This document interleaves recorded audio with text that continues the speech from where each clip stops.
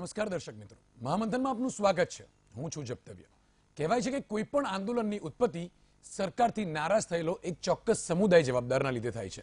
પછી તે કોઈ પણ આંદોલન કેમ ન હોય. તાજેતરમાં રાજસ્થાનમાં ફરી ભડકેલું આ ગુર્જર આંદોલન હોય, ગુર્જરોને રસ્તા પર આવવું પડ્યું. આમ તો ગુર્જરોની નારાજગી 2006થી રસ્તા પર દેખાય છે, પરંતુ તમામ વખતે મહત્વની બાબત એ છે કે જેટલી વખત સરકારો બદલાઈ તેટલી વખત ગુર્જરો આંદોલનને સિસ્ટમમાં લઈને બાનમાં લીધું. એટલું જ નહીં, પરંતુ હિંસક બનેલા આ આંદોલને અનેક લોકોના જીવ પણ લીધા. જોકે આ તમામ વિરોધ વચ્ચે ગુર્જરોના રોષને ઠંડો પાડવા અગાઉ અનેક વખત ગુર્જરોને 5% અનામતની જોગવાઈ કરી ચૂકી છે, પરંતુ બંધારણીય મર્યાદાઓના કારણે અનામતની ટકાવારી 50થી વધી જતા કોર્ટે અનામતને પણ રદ કરી છે. એ વાત અલગ છે કે અનામત બંધારણીય કારણોસર રદ થતી હોવા છતાં સરકારે તે સિવાયનો નવો રસ્તો કોઈ જ નથી અપનાવ્યો. ત્યારે અહીં સવાલ એ છે કે શું આ તમામ આંદોલનો પાછળ સરકારની વિફળતા જવાબદાર છે? શા માટે સરકારો બદલાતા જ આવા આંદોલનો પણ રાતોરાત શરૂ થઈ જાય છે? શું નેતાઓની મહત્વાકાંક્ષા આ આંદોલનો પાછળ જવાબદાર છે? આ તમામ બાબતો પર આજે શરૂ કરીશું મહામંથન.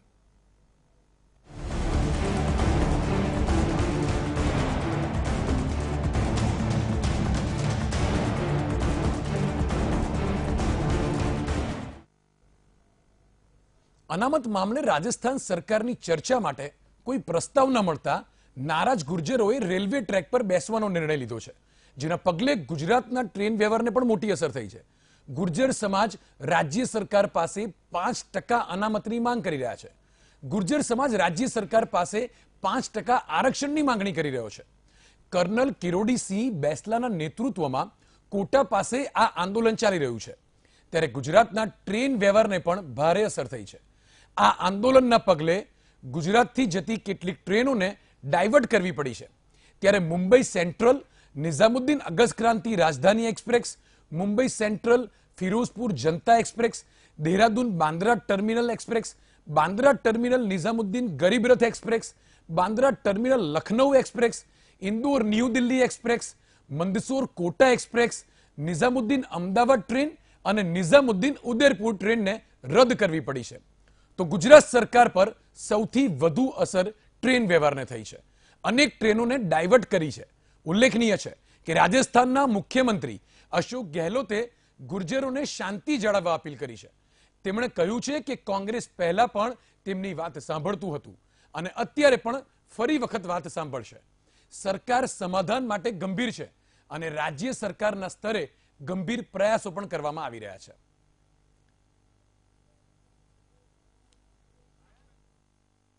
स्ट्रेटेजी यही है कि हम यही रहेंगे जब तक हमारा फैसला न हो जाए, जब तक हमें हमारा हक न मिल जाए, जब तक हमें 5% आरक्षण नहीं मिलता, हम यही रहेंगे. આપણા દેશમાં અલગ અલગ સમાજ પોતાના આરક્ષણના મુદ્દાને લઈને છેલ્લા કેટલાક વર્ષોથી આ પ્રકારના અલગ અલગ આંદોલન કરતું રહ્યું છે. દરેક સમાજની પોતાની કદાચ મહત્વાકાંક્ષા હોઈ શકે કે આંદોલનના ભાગરૂપે સમાજનો વિકાસ થાય. સમાજના વંચિત લોકો, જે લોકોને આ દેશમાં સુરક્ષા, ભણતર અને અનેક પ્રકારની વિવિધ સમસ્યાઓ છે, તેના ભાગરૂપે અલગ અલગ રાજ્યોના અલગ અલગ સમાજો આંદોલન કરતું આવ્યું છે. ત્યારે આ વખતે ફરી એક વખત રાજસ્થાનમાં ભાજપામાંથી કોંગ્રેસ સરકારનું જે પ્રમાણે સત્તા મળી છે, ત્યારે ગુર્જરો એક્ટિવ થઈને હવે 5% અનામતની માંગણી કરી રહ્યા છે. ત્યારે આજનું મહામંથન ગુર્જરોના આ આંદોલનોને લઈને જ કરવાનું છે. ત્યારે આપણી સાથે સ્ટુડિયોમાં ઉપસ્થિત છે પાટીદાર અગ્રણી દિનેશ બાંભણિયા, હાલના ભાજપના નેતા રેશમા પટેલ, પૂર્વીન પટેલ જે એસપીજીના પ્રવક્તા છે, અને ગીતા પટેલ જે પાસના કન્વીનર છે. આપણે તેમની સાથે આ મહામંથન કરીશું. આ ચારે મહાનુભાવોનું આજના મહામંથનમાં સ્વાગત છે. ખાસ કરીને હવે આજનો જે મુદ્દો છે સરકારની સામે આ પ્રકારના અનામત માંગતા સમાજોની લડાઈ વિશે છે. ગીતાબેન, સૌથી પહેલા તમારી પાસે શું લાગે છે કે ખરેખર દરેક સમાજ જે પ્રકારે આરક્ષણના મુદ્દા માટે રસ્તા પર ઉતરી આવે છે, આ પ્રક્રિયાના ભાગરૂપે સરકાર સામે બાયો ચડાવે છે, કેટલી યોગ્ય પદ્ધતિ છે આરક્ષણ માંગવાની? આ જો સૌથી પહેલા તો મને આજે ખુશી થાય છે કે ટ્રેનના પાટા પર પબ્લિકને બેસવા દેવામાં આવી છે. અને જે ગુજરાતની વાત કરીએ તો ગુજરાતની અંદર તો ખાલી આવેદનપત્ર આપવા જવું હોય ને તોય નથી આપવા દેવામાં આવતું. એટલે ક્યાંક ને ક્યાંક પાટા પર બેસીને ગુર્જરો આંદોલન કરી રહ્યા છે. પણ સામાજિક પરિસ્થિતિઓને બદલવાની બહુ જરૂર છે, કારણ કે દરેક લોકો દરેક રાજ્યની અંદર જ્યારે અનામતની માંગ ગુર્જરો તો રાજસ્થાનની અંદર ઘણા વર્ષોથી માંગી રહ્યા છે ને, આવી રીતે માંગ સામાજિક પરિસ્થિતિઓ એટલે બદલવાની જરૂર છે કારણ કે દરેક લોકો અનામતની માંગ માટે રોડ પર આવે છે. તો ક્યાંક ને ક્યાંક આમાં સુધારવાની જરૂર છે અને જેટલી બી જરૂરિયાતો છે એને પૂરી કરવાની જરૂર છે. કારણ કે લોકો રોડ પર આવે છે પોતાની સમસ્યાઓને લઈને, તો સરકારને પણ ખબર હોય છે કે આમની સમસ્યાઓ છે તો એનું જલ્દીથી જલ્દી સમાધાન થવું જોઈએ ને એનો જલ્દીથી જલ્દી રસ્તો નીકળવો જોઈએ. કારણ કે આની અંદર શું થાય છે, આંદોલનની અંદર ઘણા લોકો શહીદો થાય છે, અસંખ્ય કેસો થાય છે, એટલે ક્યાંક ને ક્યાંક પરિસ્થિતિ એવી વણસી જાય છે અને એનો કહેવાય ને ભોગ જે લોકો બનતા હોય છે. એટલે જેથી કરીને આ એક ગંભીર સમસ્યા છે, આના સમસ્યાનું સમાધાન હોવું ખૂબ જરૂરી છે. પૂર્વિનભાઈ, તમારી પાસે આવવા માંગીશ. ગીતાબેન કહે છે કે જે પ્રમાણે આ આરક્ષણ માટેની કોઈ પણ માંગણી હોય, લોકો રસ્તા પર આવે, ટ્રેનના પાટે બેસે, સરકાર તેમને પરમિશન આપે છે. ગીતાબેન આ વાતને એપ્રિશિએટ કરી રહ્યા છે કે ગુજરાતમાં તો આવેદન આપવું હોય તો પણ પરિસ્થિતિ એવી નથી બનતી. પૂર્વિનભાઈ, તમારું શું માનવું છે? ખરેખર આ પ્રકારના આંદોલનો કરીને આરક્ષણ માંગવું એ યોગ્ય રસ્તો છે? જી, અહીંયા એક વસ્તુ અમુક અંશે અમે સહમત જ છું. એનું કારણ છે કે ગુજરાતની અંદર 3.5 વર્ષની અંદર જે પણ પરિસ્થિતિનો જન્મ થયો એ પરિસ્થિતિને દોડવાનો જો પ્રયત્ન કર્યો તો વર્તમાન સરકારે કર્યો છે. આજે પોતાના હક માટે જ્યારે પાટીદાર સમાજ રસ્તા ઉપર નીકળ્યો હતો અને તમે 25 ઓગસ્ટ પહેલાંની જે ક્રાંતિ થઈ 25 ઓગસ્ટ સુધીની એની જે રેલીઓ થઈ એમાં અસંખ્ય ને લાખો લોકો હાજર રહ્યા. તમે એના ઉત્તમ ઉદાહરણ રૂપે જો કે સુરતની અંદર 7 લાખ લોકો રેલીમાં જોડાયા હતા. ઊંઝાની અંદર 1.5 લાખથી વધુ પાટીદારો હતા. અને ગુજરાતનું એક પણ એવું સેન્ટર નહોતું કે જ્યાં 10,000થી નાના સંખ્યાની રેલી નીકળી હોય. સૌથી મોટી તમને રેલીના 2 ઉદાહરણ આપી દો કે મહેસાણાની અંદર ને પાટણની અંદર. મહેસાણાની અંદર પણ જ્યારે રેલી નીકળી, પાટણમાં રેલી નીકળી તો પાટીદાર સમાજ જ્યારે રેલી આવેદન આપીને પસાર થયો ને તો એના 1 કલાકની અંદર જે રસ્તેથી સમાજે રેલી કાઢી હતી ને એ રસ્તા ઉપર એક પાણીનું પાઉચ પણ નહોતું. આ એક સમાજની એક વ્યવસ્થા રૂપે અને આ એક સમાજના સંસ્કારો બતાવે. એની દિશામાં તમે જઈએ, તમે જે પ્રશ્ન કર્યો હું એના ઉપર આવું. આંદોલન કેમ કરવું પડે કે જ્યારે પોતાને પ્રતિનિધિત્વ ના મળે અને સમાજની પોતાની કંઈક વેદના હોય એના માટે બહાર આવવું પડે. અને આંદોલનનો જન્મ કેમ થાય છે એનું પણ કારણ કહું કે જ્યારે પોતાની વાત, પોતાના સમાજની વેદનાની વાત જ્યારે રાજકીય નેતાઓ કે રાજકીય પક્ષો સાંભળતા નથી ત્યારે એક ઘર્ષણ ઊભું થાય છે, એક વયમનસ્ય ઉત્પન્ન થાય છે અને પોતાની માંગ સંતોષવા માટે સમાજની જે પીડા હોય એ આખી બહાર આવતી હોય છે. અને ત્યારે વર્તમાન સરકાર જે પણ હોય એની સામે એક રોષ ઉત્પન્ન થતો હોય છે અને આ રોષને ડામવાની જગ્યાએ, એમને સહાનુભૂતિ આપવાની જગ્યાએ પછી કોઈ પણ સમાજ હોય, ગુજરાતની અંદર પાટીદાર સમાજ હોય, રાજસ્થાનની અંદર ગુર્જર સમાજ હોય કે દેશની અંદર કોઈ પણ સમાજ હોય, તો એક સરકાર પોતાના સરમુખત્યારશાહીમાં અને પોતાના સત્તાના નશામાં ચૂર રહી અને જે દમન કરે છે એની સામેનો એક રોષ ઉત્પન્ન થાય છે અને ત્યારબાદ કોઈ પણ આંદોલનને ઉગ્ર સ્વરૂપ બને છે ને એનો જન્મ થાય છે. પોતાના હક માટે હંમેશા ભારત દેશની અંદર એવી ક્યાંય વ્યવસ્થા નથી કે કોઈ પણ વ્યક્તિ જાય અને માગે અને એને મળી જતું હોય છે. એટલે ગુજરાતની અંદર હોય કે રાજસ્થાનની અંદર, રાજસ્થાનમાં ગુર્જરો ઘણા વર્ષોથી લડે છે, એમની પોતાની જે માંગ છે એના ઉપર લડે છે. અહીંયા બંને રાજકીય પાર્ટીઓની હું વાત કરીશ, ભાજપ હોય, કોંગ્રેસ હોય, પણ કોઈ પણ નેતા હોય, રાજસ્થાનની અંદર તો પેટર્ન જ છે, દર 5 વર્ષે સરકાર બદલાઈ જાય છે. પણ આજ દિન સુધી 20 વર્ષ થશે લગભગ ગુર્જર આંદોલનને, બરોબર ને દિનેશભાઈ? 15 વર્ષ વધુ સમય થઈ ગયો છે અને આ બીજી સરકાર એટલે કોંગ્રેસના શાસનમાં આ ગુર્જર આંદોલન બીજી વાર હશે. ભારતીય જનતા પાર્ટી 2 વાર જોઈ ચૂકી છે ગુર્જર આંદોલન. એટલે ઓલમોસ્ટ 20 વર્ષના સમયગાળાની અંદર હજુ આ લોકોને કશું મળ્યું નથી. એટલે કદાચ અપેક્ષા એવી હોઈ શકે કે ભાઈ ભારતીય જનતા પાર્ટીએ ભૂતકાળની જે સરકારે કદાચ એમની વાત સાંભળી ના હોય અને નવી સરકાર સાથે અપેક્ષા હોય તો નવી સરકાર એ અપેક્ષા મુજબ કદાચ કાર્ય કરતી ના હોય તો એમની સામે રોષ ઉત્પન્ન કરવો, એમની સામે બેસવું, એમના પોતાના સમાજની તાકાત બતાવી એ વ્યાજબી વસ્તુ છે. આ જ વસ્તુ અમે ભૂતકાળમાં જેમ અહીંયા ગુજરાતની અંદર કોંગ્રેસના અમે મજબૂત બનાવવાના પ્રયત્નો કર્યા હતા અને કદાચ જો સત્તામાં આવ્યા હોત અને અમારા સમાજની વાત ના સાંભળી હોત, અમારી વાતો ના સાંભળી હોત તો આ જ વસ્તુ એમની સામે પણ બાયો ચડાવવા માટે અમે તૈયાર હતા. રેશમાબેન, તમે હવે સત્તાધારી પક્ષ સાથે છો, ભાજપના નેતા પણ કહેવાઓ છો અને પૂર્વ પાટીદાર અગ્રણી પણ તમે રહી ચૂક્યા છો. હાલમાં પણ તમારા સમાજ સાથે તમારી સંવેદનાઓ તમે ઘણીવાર ચર્ચા કરી છે. તમને શું લાગે છે કે એક સમાજ આ જે પદ્ધતિથી સરકાર પાસે અનામત માંગવા નીકળે છે એ યોગ્ય છે? કેમ કે ખાસ કરીને આ પ્રકારના આંદોલનો ક્યારેક ને ક્યારેક કોઈક ને કોઈક રીતે પ્રત્યક્ષ કે પરોક્ષ રીતે નુકસાન પણ કરાવે છે. કેટલાક લોકોના જીવ જાય છે, કેટલીક સરકારી મિલકતોનું નુકસાન થાય છે, સરકારના ધારાધોરણમાં ખર્ચા વધે છે, સરકારની નીતિઓ સામે પ્રશ્નો ઊભા થાય છે.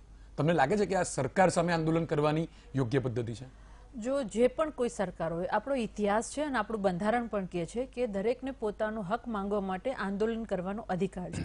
આંદોલન ગાંધી ચિંધ્યા માર્ગે હોવું જોઈએ, શાંતિથી હોવું જોઈએ, એવું પણ આપણા બંધારણ કહી રહ્યું છે. પરંતુ દરેક જ્યારે આંદોલન કરવા નીકળતા હોય છે ત્યારે આ જ પદ્ધતિ અને આ જ બંધારણીય અધિકારના ભાગરૂપે જ નીકળતા હોય કે શાંતિપ્રિય રીતે અમે આંદોલન કરીએ. પરંતુ જ્યારે લોકશાહી દેશમાં શાસક પક્ષો પણ હોય છે, વિરોધ પક્ષો પણ હોય છે અને અન્ય લોકો પણ હોય છે, ત્યારે ક્યાંક ને ક્યાંક આ જે આંદોલનકારીઓ હોય છે, જનમેદની હોય છે, જનતા હોય છે, જે પીડિત છે, એ લોકો તો શાંતિથી જ કરતા હોય છે. પરંતુ ક્યાંક ને ક્યાંક ટોળા જ્યારે ભેગા થતા હોય છે ત્યારે હું માનું છું ચોક્કસ કે વ્યવસ્થા કથળે છે.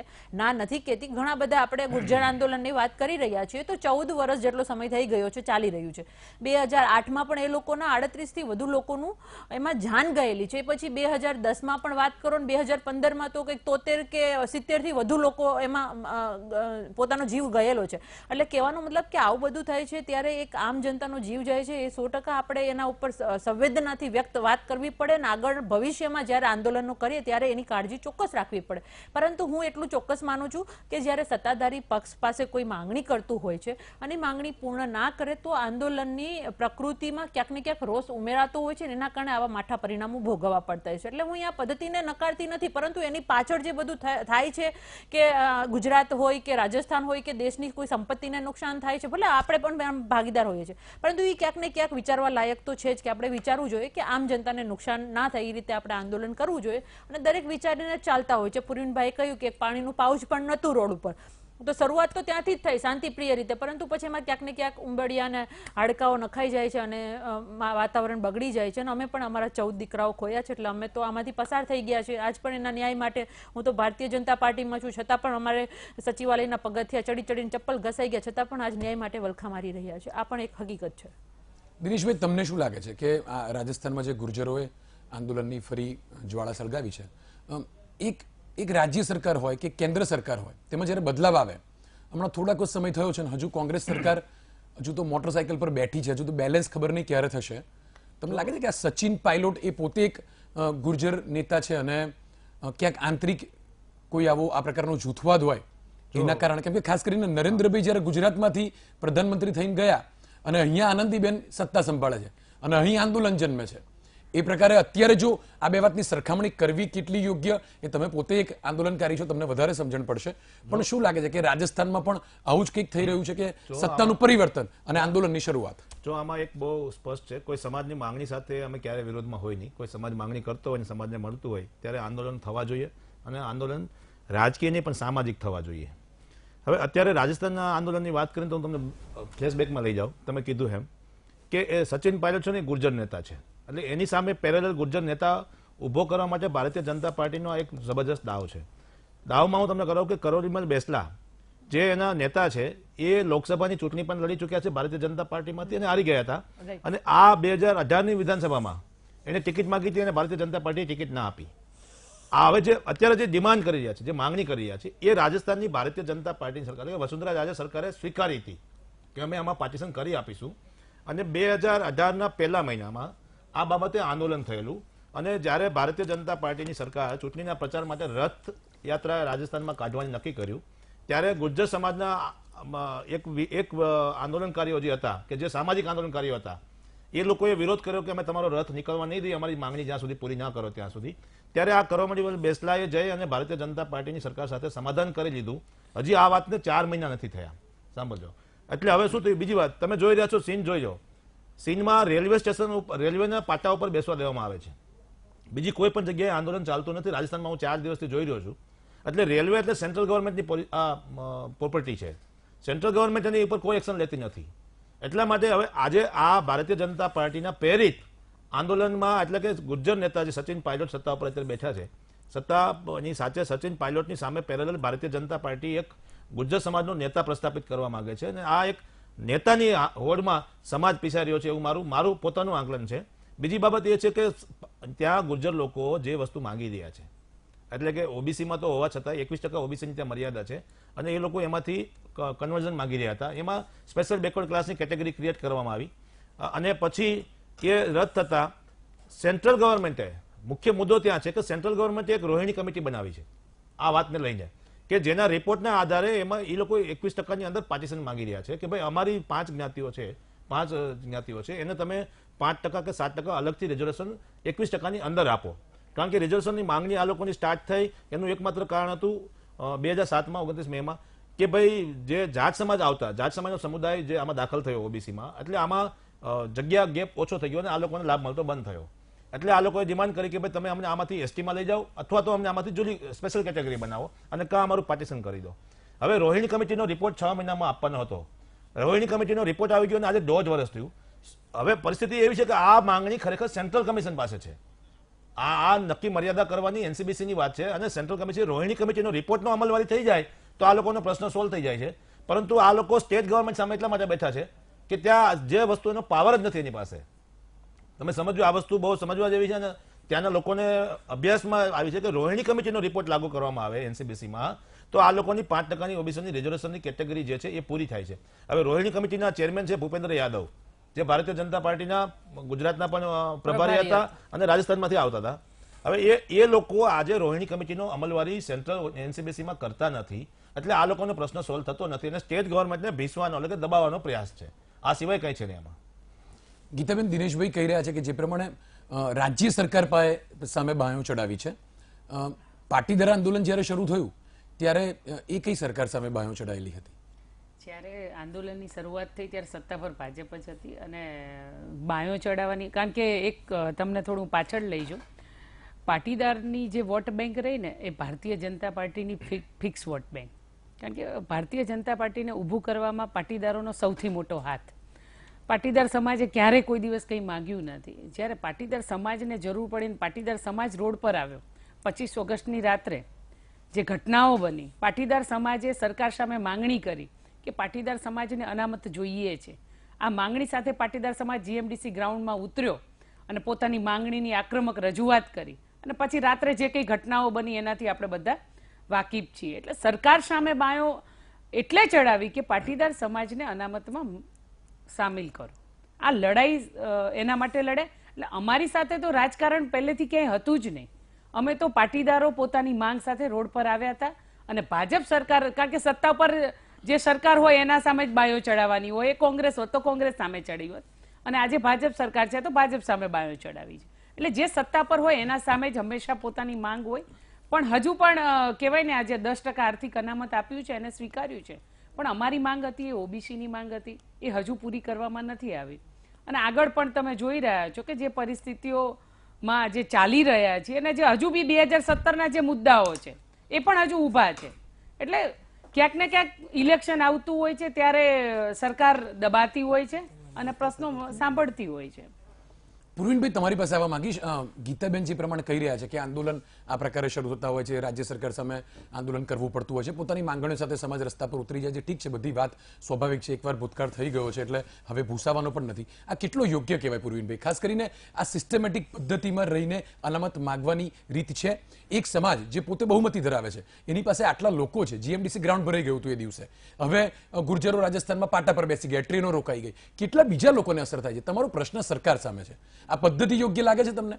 ટ્રેનો રોકાઈ જાય, કદાચ એ ટ્રેનમાં કોઈ એવું બાળક જતું હશે, એ ટ્રેનમાં કોઈ એવી માં જતી હશે, એ ટ્રેનમાં કોઈ એવો વ્યક્તિ જતો હશે જે પોતાના અગત્યના કામે, એ લોકોને તમારી તકલીફ પડે છે, એ પણ સમજવા જેવી બાબત નથી કે તમે કોઈ પ્રકારનું એક સિસ્ટમ તો હોય ને, તમારી માંગણી કરવા માટે તમે શક્તિશાળી છો એટલે કોઈ પણ જગ્યાએ ઘૂસી જશો અથવા કોઈ પણ જગ્યાએ કોઈ પણ પદ્ધતિથી આંદોલન કરશો, નુકસાન નફો એ તમારો અંગત છે, એના લીધે બાકીના સમાજને અસર થાય છે, એ ન વિચારવું જોઈએ.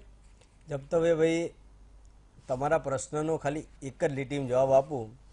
તમે પોતે આજે એક ન્યૂઝ ચેનલના, એક પ્રતિષ્ઠિત ચેનલના એક સારા એન્કર છો અને જો તમે કોઈ પણ રાજ્યની અંદર કરોડો લોકોની જો ચિંતા કરતા હોય તો તમે એક ન્યૂઝના એન્કર થઈને તમને આટલી ચિંતા છે, તો જે સત્તાના સિંહાસન ઉપર બેઠા છે એ લોકોને ચિંતા કેમ નથી? શા માટે એ લોકો એવી પરિસ્થિતિનું નિર્માણ કરી રહ્યા છે કે અમારે ટ્રેનો રોકવી પડે, પાટીદાર સમાજનું જેમ રાજસ્થાનની અંદર ટ્રેનો રોકવી પડે, ગુજરાતની અંદર તમે જુઓ કે આ એક એવા પ્રકારનું વયમનસ્ય ઉત્પન્ન કરાવડાયું કે જેની અસર સમાજે જે લોકો અંદર હતા એ તો ખરા જ, એના સિવાયના બીજા લોકો પણ એન્ટી સોશિયલ લોકો પણ એમાં એક્ટિવ થઈ ગયા અને એની અસર અને એનું જે પડઘા હતા એ સમગ્ર લોકોએ ભોગવવા પડ્યા. કેમ આ પરિસ્થિતિનું નિર્માણ થયું? આપણે જો અહીંયા બેસીને તમામ લોકોની જો ચિંતા કરી શકતા હોય તો ખરેખર આપણે જેને જનતાના પ્રતિનિધિત્વ તરીકે લોકસભાના એટલે મતલબ રાજ્યની મંદિરની અંદર મોકલીએ છીએ, જે આપણે વિધાનસભા કહીએ છીએ, તો એ લોકો ખરેખર ખાલી બૂમ બરાડા પાડે છે કે ભાઈ પ્રજા માટે છે, પ્રજા માટે છે, તો પછી પ્રજાની ચિંતા કેમ નથી કરતા? દિનેશભાઈની વાત સાથે હું એટલા માટે સહમત થઈશ કે અમુક લેવલે અમુક લોકોના લીધે અમુક એવા લોકો હોય છે કે જેમની મહત્વકાંક્ષાને લીધે સમાજને પણ ન્યાય નથી મળતો હોતો અને પોતે કોઈ રાજકીય કોઈ પણ એક પક્ષના હાથા બની અને કાર્ય કરવું. જેમ રાજસ્થાનની અંદર વાત કરી કે એક ગુર્જર નેતાની સામે એક બીજો નેતા ઉત્પન્ન કરવા માટે આ પ્રકારનું અત્યારે કાર્ય થઈ રહ્યું છે. તો વાસ્તવિકતાની અંદર મારું એ જ કહેવું છે કે જો સમાજની આ જ માંગ હતી અને ત્યાં વર્તમાન સરકાર અને પૂર્ણ સરકાર, ભૂતપૂર્વ સરકાર, તો બંને લોકો આ માંગથી બહુ નજીકથી વાકેફ છે, તો એમની માંગ ખરેખર સમય સૂચકતા વાપરી અને પૂર્ણ કરી દેવી જોઈએ. સમાજ કંઈક માગે છે અને કદાચ એનો રસ્તો ના હોય તો વચ્ચેનો કોઈ પણ રસ્તો કાઢવો જોઈએ. એટલે મારું પોતાનું વ્યક્તિગત એવું માનવું છે કે કોઈ પણ આવા આંદોલનો થતા હોય રાજ્યની અંદર કે કોઈ પણ દેશના કોઈ પણ ખૂણાની અંદર અમુક મહત્વાકાંક્ષી માણસોના લીધે અને અમુક રાજકીય પાર્ટીના હાથા બની જે રીતે પોતાનું કાર્ય સિદ્ધ કરતા હોય છે, પોતાની મહત્વાકાંક્ષા સિદ્ધ કરતા હોય છે, એના લીધે સમાજને બી નુકસાન થતું હોય છે અને ત્યાંના રાજ્યના અને બીજી પ્રજાને પણ નુકસાન થતું હોય છે. તમને લાગે સ્પષ્ટ માનવું છે. એક જ મિનિટ રેશમાબેન, તમને એવું લાગે છે કે રાજકીય વ્યક્તિઓ આ પ્રકારના આંદોલનોને મોડિફાઈડ કરીને ચલાવી શકે? જપ્તવ્યભાઈ, અહીંયા રાજકીય વ્યક્તિ કરતા હું તો ડાયરેક્ટ આક્ષેપ જે તે સરકાર ઉપર જ કરીશ, કારણ કે આપણી પાસે રાજસ્થાન, ચલો ગુજરાતનું ઉદાહરણ આપણી પાસે નથી, આપણે હવે બે સરકારના નથી જોયા કાર્ડ, પરંતુ રાજસ્થાન એવું છે કે જ્યાં 14 વર્ષથી ચાલે છે, એને બે સરકારના કાર્યકાળ જોઈ લીધો છે. હવે અહીંયા વસ્તુ એ સમજવા જેવી છે કે ભારતીય જનતા પાર્ટીની સરકાર હતી ત્યારે પણ આંદોલનો થયા અને કોંગ્રેસની સરકાર હતી એટલે ત્યારે પણ આંદોલનો થયા. તો આપણે અહીંયા આજે આક્ષેપ લગાવીશું તો બંને સરકાર ઉપર લાગશે, આ એક હકીકત છે ને, કોઈ પણ સ્વીકારવી પડે. હવે બીજી વસ્તુ આપને હું જણાવું કે ભારતીય જનતા પાર્ટીની સરકારમાં જ્યારે આંદોલનો થયા ત્યારે એ લોકોએ અમુક 5 જે ચોપડા કમિશનના બેઝ ઉપર સર્વે રિપોર્ટ આવ્યો હતો ને એના બેઝ ઉપર 5% આરક્ષણ આપ્યું, એમાંથી 4% આરક્ષણ છે એ કોર્ટના દાયરામાં નહોતું આવતું, એના કારણે ખારીજ થયું ને 1% ખાલી લાગુ થયું. એટલે કહેવાનો મતલબ એને પ્રયાસ કર્યો. પછી જેમ આપણે ગુજરાતમાં આપી હતી આપણે જે યુવા સ્વાવલંબન યોજના, એવી રીતે ત્યાં પણ કંઈક 100 કરોડની યોજના, આવા હથકંડાઓ અપનાવે છે. પરંતુ ચોખ્ખા શબ્દમાં એ પોતાની વોટ બેંક સાચવવા માટે સરકારો એને ખુલ્લીને કહેતી નથી કે ભાઈ અમે આમાં જ્યાં સુધી અમે સંવિધાનમાં ફેરફાર નહીં કરીએ ત્યાં સુધી નહીં આપી શકું. એવી જ રીતે જ્યારે ભારતીય જનતા પાર્ટીની સરકારની સામે જ્યારે પ્રચાર પ્રસાર કરવામાં આવ્યો ત્યારે કોંગ્રેસની સરકારે કર્યો. આ વખતે પાછલા વર્ષે કર્યો છે પણ આપણે બહુ દૂર ન જતા, અત્યારે આ વખતે એ લોકોએ પ્રચાર કર્યો કે અમે આપીશું. તો તમે આપો છો, તમે વાત કરી રહ્યા છો, તમે લાગણીને માગણીને પોષણ આપી રહ્યા છો વોટ બેંક માટેથી, તો આપની પાસે રોડ મેપ તો હોવો જોઈએ ને કે તમે કયા બેઝ ઉપરથી આપીશો તો આંદોલન કરવાની આજે નોબત ના આવી. સમજો, આજે કહેવાનો મતલબ કે 100% હું ભલે જે પણ પક્ષમાં, ભારતીય જનતા પાર્ટીની પણ મનસા કોઈ સારી નહોતી, કારણ કે એને પણ પોષણ જ આપ્યું ને. એવું કહેતા હતા કે કોર્ટના દાયરાના કારણે ખારીજ થઈ ગયું છે તો પછી તમે 10% EBC આપ્યું સેન્ટ્રલ, ત્યારે તમે જે પરિવર્તનો લાવ્યા, તમે જે કર્યું, તો તમારે ગુજરાતમાં એ કરવું હતું, ત્યાં પણ એ કરવું હતું. અનામત માગનારા વ્યક્તિએ પણ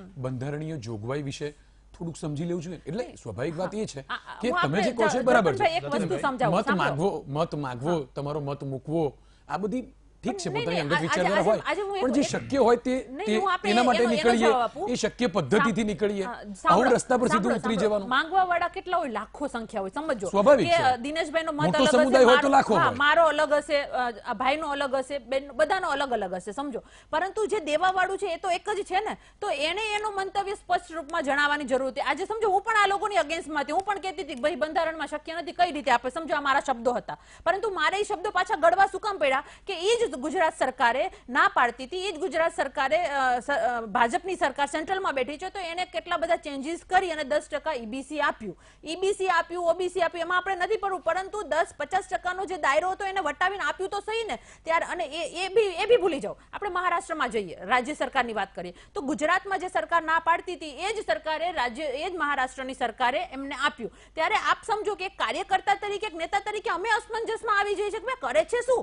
એટલે કહેવાનો મતલબ, હું તો અહીંયા ટોટલી જિમ્મેદાર જે તે સરકારને જ કહું છું કે સરકારે પોતાની વોટ બેંકને નજરઅંદાજ પેલી કહેવાય કે ન કરી, એના કારણે ખોટા વાયદાઓ અને પોષણ આપી રહી છે. અને આવું ના કરવું જોઈએ. લાગણી અને માંગણીને સ્પષ્ટ રૂપમાં વોટ બેંકની પરવા કર્યા વગર લોકોના હિતમાં જાહેર કરવી જોઈએ. જો એ લોકો નથી કરતા, એટલે આજે જો ગેહલોત સરકારમાં પણ આંદોલનો થયા. હવે આ ચાલ્યા જ કરશે, કારણ કે આંદોલનનો જે લીડ કરે છે એ ઓલરેડી ભારતીય જનતા પાર્ટીમાંથી લડેલા છે, એ વાત આપણે માનીએ છીએ. એટલે ત્યાં એવો આક્ષેપ થશે તો આ ભાજપ કરે છે, ભાજપમાં હતું ત્યારે એવું આક્ષેપ થતો હતો કોંગ્રેસ કરે છે. ગુજરાતમાં એવું કહેવામાં આવતું કે ભાઈ કોંગ્રેસ આંદોલન ચલાવી રહ્યું છે, આ કરવામાં આવી રહ્યું છે. રેશમાબેનની વાત, ના એટલે દિનેશભાઈ હા, કહો, ચલો. તમે બે વાત કરી, એમાં અત્યારે પહેલી વાત એ થઈ કે ભાઈ આંદોલન તમે શાંતિપ્રિય રીતે માગી શકો છો અને કરી શકો છો. પહેલા નંબરનો પ્રશ્ન, પછી રેશમાબેન. અરે આંદોલન તો બડા ભૂત સાથે જ કરવું જોઈએ. ના રેશમાબેન, તમારી વાત કેવી છે કયો, પણ મારા નામે નાખો. ના તમે એમ કીધું, હું તમારા પછી ભાજપની વાત ઉપર આવું છું. રાજસ્થાન પહેલી વાત એ આવું છું કે તમે પૂર્વિનભાઈને પ્રશ્ન પૂછો કે ભાઈ તમે શાંતિપ્રિય રીતે અનામત માંગી શકો છો અથવા કોઈ પણ માંગણી કરી શકો છો. ભારતના બંધારણમાં જે લોકશાહીમાં જે લોકો વધારે હોય છે એ માંગણીઓ લોકો સમક્ષ આવે અને સરકાર સમક્ષ આવતી હોય ત્યારે સોલ્યુશન થતા હોય છે. તમે જ કીધું કે 25 તારીખે જીએમડીસી ગ્રાઉન્ડ ખાતે જે તાકાત બતાવી છતાં પણ આ સરકાર કંઈ ના કર્યું. તમે માન્યા ને, એ તો શાંતિપ્રિય જ હતી. બપોર 3 વાગે સભાપતિ, એની પહેલા હજારોની સંખ્યામાં દરેક ગામમાં આવેદનપત્રો અપાયા, શાંતિપ્રિય રીતે કચરો પણ અમે જાતે કર્યો. તો સરકાર ત્યારે એના કાન ખુલતા સરકાર શાંતિપ્રિય ભાષા સમજતી નથી. હા, નંબર 2, આ કોઈ પણ રાજકીય પાર્ટી હોય, એ વોટ બેંકની ભાષા સમજતી હોય છે. અત્યારે લોકસભાની ચૂંટણી આવી, એને ખબર પડી કે પટેલો જઈ રહ્યા છે, એની સામે બીજા રાજ્યોમાં અનામતની માંગણી કરવા સમાજો અમારાથી દૂર થઈ રહ્યા છે. એટલે બંધારણમાં સુધારો છેલ્લા 3 મહિનામાં કરવામાં આવ્યો. જો આ વસ્તુ તમે 3 વર્ષ પહેલા કરી હોત, તમે કીધું એમ શાંતિપ્રિય રીતે તમે માંગ્યું ત્યારે કરી હોત, તો આટલી બધી જીવ પણ ના જાત, આટલા બધી તોફાનો પણ ના થાત અને ગુજરાતની શાંતિઓ પણ ના જોખમાત. હવે વાત આવી, રેશમાબેન કહી રહ્યા છે કે ભારતીય જનતા પાર્ટી કે કોંગ્રેસના રાજકીય પક્ષોની વાત રાજસ્થાનમાં થઈ રહી છે. હું તમને એની રિયાલિટી ઉપર લઈ જાઉં. 2007માં ભારતીય જનતા પાર્ટીની ત્યાં સરકાર હતી અને આ લોકોએ માંગણી કરી કે ભાઈ અમને ઓબીસીમાંથી તમે અમને કન્વર્ટ કરીને એસટીમાં લઈ જાઓ. ત્યારે સરકાર માની નહીં અને કોંગ્રેસે એને વચન આપ્યું કે અમે તમને અલગથી રિઝર્વેશન આપીશું. 2009માં જ્યારે સરકાર આવી ત્યારે કોંગ્રેસ સરકારે એને 5% રિઝર્વેશનનો અલગથી ક્રાઇટેરિયા નક્કી કર્યો. તમે સમજો, એટલે 5%નું ક્રાઇટેરિયા નક્કી કર્યા પછી એ લાગુ પડ્યું અને 2013માં ભાજપની સરકાર આવી. પણ જે મોડિફિકેશન કરવા જોઈએ ના કર્યા અને એમાં કાયદાકીય જે ખામીઓ રહી ગઈ એના લીધે એ બિલ રદ થયું 5%. હવે રાજસ્થાન સરકારે એસબીસીની વાત કરી, જે કીધું ચોપડા કમિટીના આધારે રિપોર્ટ કર્યો અને એસબીસી કર્યું. હવે અત્યારે કેજરીવાલ બેસલા જે નેતા આ માંગણી કરી રહ્યા છે, આખી મૂળભૂત વાત ત્યાં છે કે ગયા 5 વર્ષમાં જે કમિટમેન્ટ હતું પાર્ટીશન કરવાનું, બિલ લાવવાનું, અલગ કરી દેવાનું, એ રાજસ્થાનની ભારતીય જનતા પાર્ટીની ગવર્મેન્ટનું હતું, એ કોંગ્રેસનું નહોતું. હું કોંગ્રેસની ફેવર કરું છું કે નહીં, હું રિયાલિટી પર જાઉં છું કે એ ત્યાંની સરકારે કીધું, પાર્ટીને કમિટમેન્ટ કર્યું. છેલ્લા 5 વર્ષમાં જે બેસલાજી છે એને એક પણ રિઝર્વેશન માટેનું આંદોલન ત્યાં કર્યું નથી. તમારી જાણ ખાતર એક પણ નહીં. છેલ્લે જ્યારે સમાજ બેસી ગયો અને વિરોધ કરીને એને રથ આવવા દેવાની ના પાડી દીધી, પ્રચારમાં આવવા દેવાની ના પાડી, ત્યારે આ બેસલાજીએ સમાધાન કરી લીધું કે અમને મંજૂર છે પાર્ટીશન, અમે તમારી વાત સ્વીકાર લઈએ છીએ. અને એ આંદોલનમાં આ લોકોને, આ સમાજને ભોગવવું પડ્યું. હજી આજે તમે કીધું એમ કે હવે તો રોહિણી કમિટીનો રિપોર્ટની વાત છે. રાજસ્થાન સરકાર પાસે કંઈ માંગવાનું છે જ નહીં. ગુજરોએ રોહિણી કમિટી બેસાડવામાં આવી સેન્ટ્રલમાંથી અને રોહિણી કમિટીનો રિપોર્ટ આવી ગયો છે. એની લાગુ કરવાની વાતમાં આ લોકો હજી ભારતીય જનતા પાર્ટીની સરકાર સેન્ટ્રલમાં એનું કોઈ પગલાં નથી લઈ રહી. જો આજે રોહિણી કમિટીનો રિપોર્ટના આધારે રજૂ કરી દેવામાં આવે એટલે ઓટોમેટિક ત્યાં 5% રિઝર્વેશનનો પાર્ટીશન પડી જાય એમ છે. રોહિણી કમિટીનો રિપોર્ટ આવી ગયો અને 8 મહિના થયા. એટલે હવે સરકાર શું કરશે? આમાં પોલિટિકલી 100% આ આંદોલનને પોલિટિકલી લઈ જવામાં આવ્યું છે. બીજી વાત મેં તમને કીધું એમ કે ભારતીય જનતા પાર્ટીએ જેટલા આંદોલનો કર્યા દેશમાં, પછી આ અન્નાનું આંદોલન હોય કે જેટલા આંદોલન હોય, તમે જોશો, હું તો આ એક વડીલને ના કહી શકાય પણ હું એક વાત તમને કરું કે અન્ના હજારે વારંવાર આંદોલન ઉપવાસ પર બેસે છે કે મારી જીવ આપી દઈશ પણ હું માંગણી પૂરી નહીં થઈ જવાનું કરું. આના આપણા કેવા નામ છે મહારાષ્ટ્રના સરકાર ફડણવીસે, આની પહેલા એને જ પારણા કરાવ્યા હતા. હમણાં કરાવ્યા ને છેલ્લે. આની પહેલા એને જ પારણા કરાવડાવ્યા હતા અને ઉભા થઈ ગયા, પાછા 5 દિવસ પહેલા પાછા ઉભા થઈ ગયા. એટલે ભારતીય જનતા પાર્ટી આંદોલન માટેની માસ્ટર હતી, હું તમને ત્યાં સુધી કહું છું, બરાબર. પણ હવે પરિસ્થિતિ શું છે કે ગુજરાતમાં તમે કીધું આંદોલન ઉભું થયું ગુજરાતમાં, એટલે પોતાની સત્તા નીચે રેલો આવ્યો એટલે એને બંધારણમાં સુધારો કરી નાખ્યો. ઠીક છે. હવે આટલું ભરાઈ ગયું. પૂર્વિનભાઈ, અત્યારે આપણે ચર્ચા કરી રહ્યા છે જે પ્રકારે રાજસ્થાનમાં ગુર્જરો હવે ફરી એકવાર અનામતના આંદોલન માટે એક્ટિવ થયા છે, ત્યારે રાજસ્થાન સરકાર સામે ગુર્જરોએ જે પ્રમાણે બાયો ચડાવી છે, ત્યારે ગુજરાતમાં જે પ્રમાણે અગાઉ જે સમાજે આંદોલન કર્યું હતું એ જ સમાજના નેતાઓ અત્યારે આપણી સાથે આ મહામંથનમાં જોડાયા છે.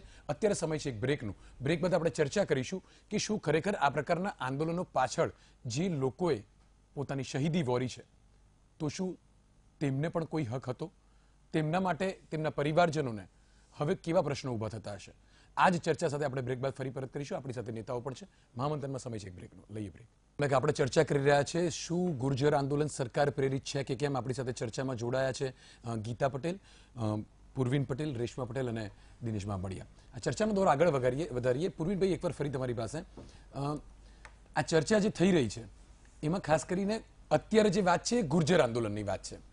આવા અગાઉ જે પણ આંદોલનો થયા છે એમાં આંદોલન કરનાર સાથે ક્યારેય કોઈ એવો બનાવ નથી બનતો જે તેમના કે તેમના પરિવાર માટે દુઃખનીય હોય. આપણે કેટલાક અફવાદ કેસ વિશે અત્યારે ચર્ચા નહીં કરીએ, પણ ધારો કે દિનેશભાઈ જે પ્રમાણે કહી રહ્યા છે, કોઈ એક પોલિટિકલ, કોઈ એક રાજકીય વ્યક્તિ કે કોઈ એક રાજકીય પક્ષ આ પ્રકારના આંદોલનોને વેગ આપતું હોય છે. કદાચ દિનેશભાઈના કહેવા પ્રમાણે કે રાજસ્થાનમાં પણ અત્યારે કોંગ્રેસની સરકાર આવી એટલે કદાચ આ આંદોલન ભારતીય જનતા પાર્ટીના એક હારેલા નેતા દ્વારા સંચાલિત કરાતું હોય. ગુજરાતમાં જ્યારે આંદોલન થયું ત્યારે આવા કોઈ કારણો આસપાસ જોવા મળ્યા હતા? કેમ કે ત્યારે ભારતીય જનતા પાર્ટી સામે આંદોલન હતું એ વખતે કે અત્યારે કોંગ્રેસના નેતાઓ સાથે પાટીદાર નેતાઓના ગઠબંધન હોવા, ઓળખાણ હોવી, સંબંધ હોવા અથવા જોડાવા જેવી વાતો વગેરે વગેરે જોડાતી હતી. તમને લાગે છે કે એ આંદોલન પણ આ જ પ્રમાણે વિરોધ પક્ષમાં બેઠેલા લોકોએ પ્રેરિત કર્યું હતું? ના, હું તમને આખા આંદોલનની શરૂઆતમાં લઈ જાઉં. અનામત આંદોલનની શરૂઆત 2009થી ચાલુ થઈ હતી અને ઓફિશિયલી તમે જો 2009માં જ્યારે નરેન્દ્રભાઈ આપણા ગુજરાતના મુખ્યમંત્રી હતા ત્યારે મહેસાણામાં એસપીજી દ્વારા 500 કાર્યકરોની હાજરીમાં 2009માં અમે શરૂઆત કરી હતી કે પાટીદારોને અનામત આપો. ત્યાર પછી 23/2/2014માં ફરીથી એકવાર અમે કલોલ ખાતે રેલી કાઢી હતી. આંદોલનના મુખ્ય પ્રણેતા તરીકે ભીખાભાઈ પટેલ છે વિજાપુરના, એમના દ્વારા આ પહેલી રેલી કરી મેં પહેલું આવેદનપત્ર આપ્યું. 2015માં જ્યારે અનામત આંદોલનની શરૂઆત થઈ એ સિસ્ટમ સામેની લડાઈ હતી, સરકાર સામેની નથી. ત્યારબાદ ધીરે ધીરે ક્રમશઃ 25 તારીખ પછી જે રીતે સમાજ ઉપર દમન કર્યું ત્યારે સિસ્ટમની સામે પણ થઈ ગઈ અને સત્તા પક્ષની સામે પણ અમારી લડાઈ થઈ ગઈ. એનું કારણ કે 25 તારીખે જે અમારા સમાજ ઉપર દમન કર્યું એના લીધે અમારી લડાઈ જે હતી સિસ્ટમ સામે અને સત્તા પક્ષ સામે થઈ ગઈ. તમે જે રીતે વાત કરો છો એ રીતે હું આમાં ગુજરાતની આપણે જો વાત કરીએ તો જે રીતે આપણે ગુજરાતની અંદર સત્તાધારી પક્ષ હતો, વિપક્ષમાં કોંગ્રેસ હતો, એટલે સ્પષ્ટ રીતે કહી શકાય કે જ્યારે કોઈ પણ આવા પ્રકારનું આંદોલન થતું હોય ત્યારે સત્તાધારી પક્ષની સામે જે પણ હોય, વિપક્ષમાં જે પણ હોય એને સીધો કે આડકતરી રીતે લાભ મળતો જ હોય છે. અને રહી વાત પાટીદાર સમાજની અને પાટીદાર આગેવાનોની, તો પાટીદાર સમાજ બહુ બહોળો સમાજ છે. પાટીદાર સમાજમાં નેતૃત્વના ગુણ અમારા લોહીમાં છે. એટલે કોઈ પણ પાર્ટીના આગેવાનો સાથે અમારા સંબંધો હોવા પટેલ સમાજના દરેક દીકરા દીકરીઓના હોવા જ જોઈએ ને છે જ, એમાં શંકાને સ્થાન નથી. પણ રહી વાત આ જે પરિસ્થિતિની, તો એમાં એક વયમનસ્ય એવું ઉત્પન્ન થયું કે ઓબ્વિયસલી સત્તાધારી પક્ષ સામે હોય એટલે વિરોધ પક્ષને લાભ મળે, રાજસ્થાનની અંદર જેમ ભાઈએ કીધું દિનેશભાઈ એમ કે જે અત્યારે જેમ કર્નલ કિરોડ જે બિસ્લા સાહેબ હતા એ પહેલા ગુર્જર આંદોલન ચલાવ્યું, ત્યારબાદ એમની પોતાની રાજકીય મહત્વાકાંક્ષા સાબિત થઈ, પછી એમને લોકસભા લડ્યા, પછી પાછા વખતે વિધાનસભામાં એમને ગઈ વખતે માંગી હતી પણ ના મળી અને ફરીથી આ વખતે ત્યાં બીજેપી વિપક્ષમાં છે તો ફરીથી એમને મુદ્દો ચાલુ કર્યો. એટલે હવે ખરેખર મતલબ મારું એ જ કહેવું છે કે સમાજનું કોઈ પણ આંદોલન હોય તો સમાજે નક્કી કરવાનું છે કે આપણા આંદોલનના નેતા આપણા કેવા છે, પછી આપણા સમાજને ન્યાય અપાવે છે કે નહીં. અને સમાજને જો અડધા રસ્તે છોડી અને જો આપણા સમાજના આગેવાનો જતા રહેતા હોય તો સમાજના લોકોએ સ્વીકારવાનું છે કે આપણે કેવા લોકોને આપણે નેતૃત્વ આપવું જોઈએ. સાહેબે પણ અત્યારે આ રીતે એમની સામે પડે છે. પુરીનભાઈ જે વાત કરી રહ્યા છે ને, પુરીનભાઈ જે વાત કરી છે બહુ એક સચોટ છે કે જ્યારે સામાજિક આંદોલન હંમેશા શરૂઆત સામાજિક રીતે થતું હોય છે, પછી એમાં ધીમે ધીમે રાજકીય રંગ આવતો હોય અથવા પોલિટિકલી મહત્વાકાંક્ષા ઊભી થતી હોય છે. જે બેસલાજી છે એને લોકસભા લડ્યા હતા, ભારતીય જનતા પાર્ટીએ ટિકિટ આપી હતી અને એના સમાજે એને હરવી દીધા હતા. જે મુખ્ય નેતા હતો, ફર્સ્ટ સમાજનો નેતા તો તેમ છતાં હારી અને એનું માત્ર કારણ એવું હતું કે સમાજ સાથે દ્રોહ થયો. 73 લોકોને મારી નાખવામાં આવ્યા ભારતીય જનતા પાર્ટી તરફની સરકારથી. ત્યારે આ લોકોએ એમાંથી ચૂંટણી લડવી એટલે સમાજ સાથે દ્રોહ જેવું જ વાત કહેવાય. એટલે કોઈ પણ સામાજિક નેતાઓ જ્યારે સમાજના નામે રાજનીતિ અને સમાજ માટે રાજનીતિ, હવે અત્યારે હું જે રાજસ્થાન ઉપર હું વારંવાર એક ફોકસ કરીને તમને કહું, સમાજના લોકોને ખબર નથી અથવા સમાજના લોકોની માંગણી ખોટી છે એવું મેં ક્યારે કીધું નથી. એ લોકો જે માંગી રહ્યા છે બરાબર જ માંગી રહ્યા છે, પણ જે એને નેતાગીરી હોય છે ને આંદોલનને ક્યાંક બ્રેક મારતા હોય છે. દાખલા તરીકે મેં કીધું એમ કે જ્યારે એને ધારાસભાની ચૂંટણી પહેલા આ વાત કરી હોત તો ભારતીય જનતા પાર્ટીની સરકાર હતી, સેન્ટ્રલમાં પણ હતી અને સ્ટેટમાં પણ હતી, અને રોહિણી કમિટીનો રિપોર્ટ આવી ગયા અને 8 મહિના થઈ ગયા. અને જે આ કોંગ્રેસ સરકારનું કમિટમેન્ટ નહોતું, આ સરકાર ભારતીય જનતા પાર્ટીની સરકારનું કમિટમેન્ટ હતું કે અમે તમને રોહિણી કમિટીના રિપોર્ટના આધારે અલગથી વ્યવસ્થા કરી આપીશું. તો એ રિપોર્ટ રજૂ ના કર્યો અને આ પોતે બેસલાજી નેતાજી પોતે છે એ ભારતીય જનતા પાર્ટીમાંથી ટિકિટ માંગી રહ્યા હતા લોકસભામાં, ધારાસભામાં. એટલા માટે એને શું કર્યું કે ભારતીય જનતા પાર્ટી પાસે વહાલા થવાની લઈ અને પોતે જઈને સમાધાન કરી દીધું કે ભાઈ તમારા રથ ફેરવો વાંધો નથી, અમે નવી રોહિણી કમિટી રિપોર્ટની આધારની રાહ જોઈશું. હવે જે રિપોર્ટ આવી ગયો છે એ રજૂ નથી કરતો એનસીબીસી વાળા, સેન્ટ્રલ કમિશન. તો એના માટેથી હવે આજે 3 દિવસ, એટલે હું એમ કહું છું કે ટૂંક સમયમાં હજી સરકારે કીધું એમ સાયકલમાં હજી મોટરસાયકલમાં બેઠી નથી અને આજે તાત્કાલિક એમ કે છે કે કરો નહીતર અમે ઊભા નહીં થઈએ. એટલે એ જે વાત છે ને એ એક રાજકીય ગંધ આવતી હોય એવું મને લાગે છે. બીજી વાત એ છે કે ભાઈ પોતે બેસલાજી જ્યારે રોહિણી કમિટીના રિપોર્ટ માટે સરકાર સેન્ટ્રલ ગવર્મેન્ટ પાસે એનસીબીસી પાસે કમિટમેન્ટ કરી રહ્યા છે, માંગણી કરી રહ્યા છે, એના રિપોર્ટના આધારે લાગુ કરવાની વાત છે. તો હવે એની બીજી માંગણી અહીંયા સ્ટેટમાં કરવાની છે જ નહીં, એની માંગણી સ્ટેટ માટે છે જ નહીં. હવે તો પછી એને શું કામ અહીંયા રાજસ્થાનમાં આંદોલન કરવું પડે છે? દિનેશભાઈ, જ્યારે પાટીદાર આંદોલન ગુજરાતમાં એક્ટિવ થયું હતું ત્યારે આ જ ગુર્જરો જે અત્યારે રાજસ્થાનમાં પાટા પર બેઠા છે એમાંથી કોઈ એવા વ્યક્તિઓ હતા, કોઈ એવા નેતાઓ હતા જે પાટીદાર આંદોલનને સમર્થન આપતા હતા? જો ગુર્જર લોકોના કોઈ પણ નેતાઓ હોય, ગુર્જર આંદોલનના નેતાકારી હોય, એ તમામે આંદોલનને સપોર્ટ કર્યો છે અને અમે પણ એને સપોર્ટ કરીએ છીએ. પણ એમની પદ્ધતિને ના પદ્ધતિને નહીં. હું શું કહું છું કે જેમાં રાજકીય આંદોલન ના હોય, સામાજિક લોકો તો દરેક અમારા પાટીદાર સમાજ ખાલી બેસલા એકલા તો નહીં હોય ને જે આ ગુર્જર આંદોલન હું એ જ કહેવા રહ્યો છું કે બેસલાની આગેવાનીમાં થઈ રહ્યું છે. ત્યાં પ્રોબ્લેમ ત્યાં છે કે બેસલાજી એક વ્યક્તિ સમાજને ડોળવાનું કામ, સમાજને ગેરમાર્ગે દોરવાનું કામ કરી ના, રહ્યો છે ખોટા સમયે. એવું નથી. હું તમને શું કહું છું કે જે બેસલાજી ડિમાન્ડ કરી રહ્યા છે એની સામે એક બીજું ગ્રુપ હતું, એ લોકોએ કીધું કે આ પદ્ધતિ ખોટી છે, અમારે રોહિણી કમિટીનો રિપોર્ટ જોઈએ છે, તમે લાગુ કરો, બરાબર છે, પછી આંદોલન કરીએ. એ લોકો અને એ લોકોએ જ માંગ્યું હતું, સરકાર તૈયાર થઈ હતી કે ભાઈ અમે તમને આ રોહિણી કમિટીના રિપોર્ટના આધારે 5% પાર્ટીશન પાડી દઈએ છીએ અને બિલ લાવીને મંજૂર કરી દઈએ છીએ. એને તો કઈ બંધારણ નડતું નહોતું, કારણ કે 5%થી ઉપર તો માંગી નથી રહ્યા. અત્યારે તો એ લોકો જે 21% રિઝર્વેશન છે એમાં 5% એના પોતાના 5 જ્ઞાતિઓ, એટલે કે ગુર્જર, જે ત્યાંની બીજી 4 જ્ઞાતિઓ છે એના માટે 5% અલગથી પાર્ટીશન માંગી રહ્યા છે. કોઈ 50%થી ઉપર જવાની વાત જ નથી કરી રહ્યા લોકો. દિનેશભાઈ, એવું લાગે છે કે દર વખતે ભારતીય જનતા પાર્ટી કોઈને કોઈ પ્રકારે રાજકીય રોટલો શેકવા માટે આ પ્રકારના આંદોલનને કોઈને કોઈ રીતે અસર કરે છે જેનાથી તેને સત્તા મેળવવામાં સરળતા રહે? ના, કોઈ પણ, હું ભારતીય જનતા પાર્ટી એકની વાત નથી કરતો, દરેક રાજકીય પક્ષો જ્યારે વિપક્ષો હોય છે ને એનો લાભ લેતા હોય છે. વિપક્ષની ભૂમિકામાં જે હોય એને સત્તામાં આવવા માટે આંદોલન હોય કે કોઈ પણ જ્યારે આવી સત્તા ઉપર હોય movement નો લાભ લે, છે, જેમાં- જ્યારે સત્તા ઉપર હોય છે ત્યારે એ વાત અલગ કરતા હોય છે, સત્તા ઉપરથી વિપક્ષમાં આવે ત્યારે એ વાત જુદી હોય છે. દાખલો તમને હું ગુજરાતનો આપું. ગુજરાતના આંદોલનમાં સમગ્ર આંદોલન સામાજિક રીતે અને સમાજના લોકો લડતા હતા. એમાં કોંગ્રેસ, ભાજપ કોઈ હતું જ નહીં, તમામ લોકો લડતા હતા. જ્યારે કોંગ્રેસને વાત આવી ત્યારે એણે એમ કીધું કે પાટીદારોની વાત સાચી છે, પાટીદારોની માંગણી સાચી છે, પાટીદારોની આવું અન્યાય ન થવો જોઈએ. પરંતુ એ લોકોએ એક પણ શહીદ પરિવારની ઘરે જઈને રૂપિયો પણ નથી આપ્યો કોંગ્રેસે. બીજી વાત કે એણે અમારી માંગણીને સમર્થન પણ નથી કર્યું કે તમે ઓબીસીમાં માંગી રહ્યા છો તો અમારી સરકાર આવશે તમે ઓબીસીમાં આપીશું. એટલે વિપક્ષો શું કરતા હોય છે, ખાલી રાજકીય લાભ લેવાની વાત કરતા હોય છે અને જ્યારે સત્તા પર બેસે ત્યારે એનું સ્ટેટમેન્ટ અલગ હોય છે. આજે અશોક ગેહલોત કહી રહ્યા છે કે ભાઈ હવે અમે મારી પાસે શું કામ માંગો છો, તમે ઉપર જાઓ કે બરાબર. એ જ અશોક ગેહલોત કહેતા હતા કે તમારી માંગણી સાચી છે. બહુ સાચી વાત છે. અને- જે પ્રમાણે અને દરેક બીજી સમાજે વસ્તુ સમજવાની જપ્ત જરૂર કે છે. અહીંયા મહામંથનના માધ્યમથી અમે અમારા દર્શક મિત્રોને આ આંદોલન સાથે જોડાયેલા દરેક એવા વ્યક્તિને એમના પરિવારજનોને સંદેશો આપવા માંગીએ છીએ કે તમે જ્યારે કોઈ પણ પ્રકારના આવા આંદોલન સાથે નીકળો છો ત્યારે ખરેખર તેની ચાવી શોધી લ્યો. જે આંદોલન કરવા તમે નીકળ્યા છો અને જે તાળામાં એ ચાવી નાખો છો એ બંધ બેસે છે, તાળું ખોલવાનું છે કે પછી વળી પાછો તોડવાનો રસ્તો અપનાવવાનો છે?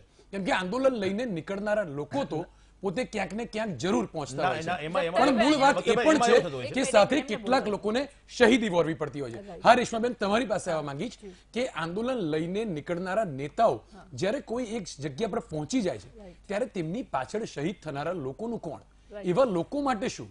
આટલા મોટા સમાજમાં પણ ક્યાંક ને ક્યાંક જીવ તો છે ને, તો એમની ચિંતા કોણ કરશે? ચોક્કસ જપ્તવ્યભાઈ, અહીંયા હું આપને ગુજરાતનું ઉદાહરણ આપીને જ વાત કરીશ કે આજે આપણે ગુજરાતની વાત કરીએ કે જે અમારા દીકરાઓ શહીદ થયા છે. આજે હું માનું છું કે ચલો હું ભારતીય જનતા પાર્ટીમાં ગઈને મારી નિષ્ફળતા છે, હું આ ખુલ્લા દિલથી સ્વીકારું છું કે હું એમને નોકરી અપાવવામાં ક્યાંક ને ક્યાંક મારા વ્યક્તિગત પ્રયાસો પણ કાચા પડે છે, પરંતુ જોડે જોડે એ લોકોની દરેકની નિષ્ફળતા કહેવાય કે જે બહાર રહીને પણ આંદોલન કરી રહ્યા છે ને જે કોંગ્રેસમાં પણ ગયા છે ને જે ભાજપમાં પણ ગયા છે, દરેકનું. આજે આપણે કોંગ્રેસની વાત કરીએ તો કોંગ્રેસમાં પણ MLA મોકલેલા છે આંદોલનકારીઓને, પરંતુ આજે એ લોકો પણ ક્યાંક ને ક્યાંક શહીદોના મુદ્દાને લઈને ચુપ્પી સાધીને બેઠા છે. આ હકીકત છે. કદાચ કડવું બોલું છું, લોકોને સાંભળવું નહીં ગમે, વ્યક્તિઓને સાંભળવું નહીં ગમે, પણ હકીકત છે. અને હું આપણે એક બીજી વસ્તુ જણાવું, આંદોલન થતા હોય છે ને ત્યારે કે આંદોલન થતા હોય છે આપણે એમ કહીએ કે રાજકીય આંદોલન નથી, 100% રાજકીય આંદોલન નહીં હોતું, પરંતુ જ્યારે આંદોલનો ચાલુ થાય છે ત્યારે આપણે સત્તાધારી પક્ષનો વિરોધ કરીએ છીએ, એટલે ઇલેક્શનો આવે છે ને ત્યારે આંદોલન ટોટલી રાજકીય બની જાય છે. આ હકીકત છે. હું આપને વાત કરીશ 2015માં બધા ભાઈઓ જેલમાં હતા, હાર્દિક સહિતના દિનેશભાઈ બધા જેલમાં હતા. ત્યારે અમે લોકોએ ખુદ કોંગ્રેસ પક્ષનો પ્રચાર કર્યો હતો અને ભારતીય જનતા પાર્ટી સામે અવાજ ઉઠાવ્યો હતો. કોંગ્રેસની કેટલી બધી જિલ્લા પંચાયત, તાલુકા પંચાયત જીતાડી અને આપી હતી. આ દરેકે સ્વીકારવું પડશે, અહીંયા બેઠેલા કોઈ નકારી નહીં શકે. 4માંથી 44 કરી આપી હતી, બરાબર. તો કહેવાનો મતલબ કે તો આપણે એમને જીતાડ્યું છે, તો આપણું પ્રતિનિધિત્વ ત્યાં નથી, તો આપણે ખાલી જીતાડતું જ રહેવાનું. 15માં જીતાડ્યું, એ જ રીતે 17નું વાતાવરણ આવ્યું. 17માં પછી બધા ઘડાઈ ગયા હતા, એટલે બધાને ખબર પડી ગઈ કે આમાં કંઈક ને કંઈક વિરોધ પક્ષને ફાયદો થઈ રહ્યો છે, પરંતુ ફાયદાના બદલામાં સમાજને શું, આ પ્રશ્ન દરેકના મનમાં ઉઠતો હતો. તો ઘણા હિંમતથી બળવો કર્યો, ઘણા અલગ થયા, ઘણા બીજા પક્ષમાં ગયા. હું પણ ભારતીય જનતા પાર્ટીમાં ગઈ આવી ગુના કારણે કે ભાઈ કોંગ્રેસને જીતાડીશું, પરંતુ સમાજને ફાયદો શું? આપણે એવું કહીએ કે ના ના અમારું આંદોલન નિસ્વાર્થ ભાવે ચાલે છે, બિન રાજકીય છે, એવું વાસ્તવિકતામાં આ પરિભાષા લાગુ નથી પડતી. કારણ કે તમે વિરોધ કરો છો તો સામે જેને ફાયદો થાય છે એમાં એ ખેમામાં કાં તો તમારું પ્રતિનિધિત્વ હોવું જોઈએ, તમારા આંદોલનકારીઓ હોવા જોઈએ, અથવા તો તમારી પાસે ત્રીજો ફ્રન્ટ હોવો જોઈએ જે રાજકીય રીતે મજબૂત હોય. આ બે રસ્તા હોય, હું વિચારું ત્યાં સુધી પ્રેક્ટિકલી. કાં તો તમે એમાં 10 MLA ઉભા કરો, અથવા તો 10 MLA ઇન્ડિવિજ્યુઅલ તમે તમારે તાકાત ઉભી કરો, બાકી તો તમે રાજકારણ જ કર્યું છે એવું સ્પષ્ટ રૂપમાં સાબિત થાય.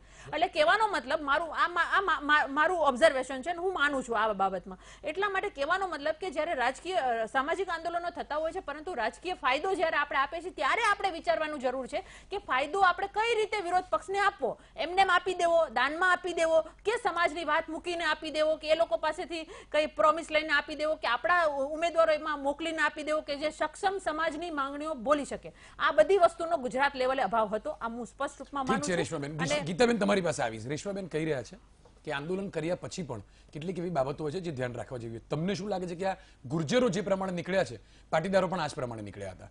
ઘણો સમય લાગી ગયો, હજુ હાર્દિકભાઈ નીકળેલા છે, તમે બધા સાથે અત્યારે તમારી સરકાર સામે જે પણ નાની મોટી લડત છે ત્યાં ચાલી રહી છે.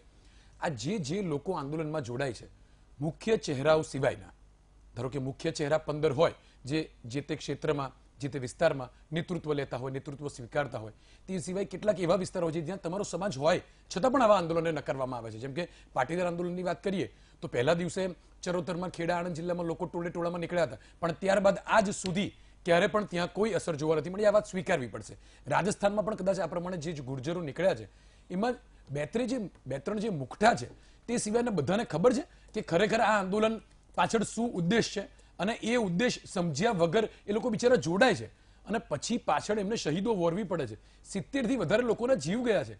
ગીતાબેન, આ ગુર્જરો જે પ્રમાણે નીકળ્યા છે, તમને લાગે છે કે આવા આંદોલનોને વેગ આપવા માટે નેતૃત્વ સ્વીકારવું એ યોગ્ય છે? કેમ કે તમે નેતૃત્વ લઈ, તમે એટલે સ્પેસિફિક તમારી વાત નથી કરતો, પણ જે પણ સમાજના ચહેરાઓ છે, જે પણ આ બધા બુદ્ધિજીવીઓ સરકાર સામે પોતાની શક્તિ પ્રદર્શન કરી અને આ રસ્તા રોકવા બેઠા છે, આ ટ્રેનો બંધ કરવા બેઠા છે, પણ સામે કેટલા લોકોને તકલીફ પડે છે.